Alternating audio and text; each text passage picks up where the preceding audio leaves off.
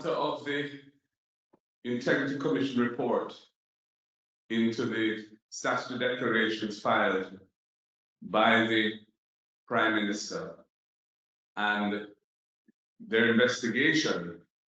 of his affairs in relation to, in particular, the offense of illicit enrichment,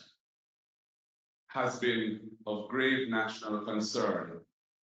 to Jamaicans at home and abroad. The Integrity Commission, after their extensive investigation,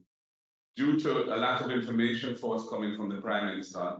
on critical elements of facts that were relevant to the matters that they were investigating, felt it necessary to refer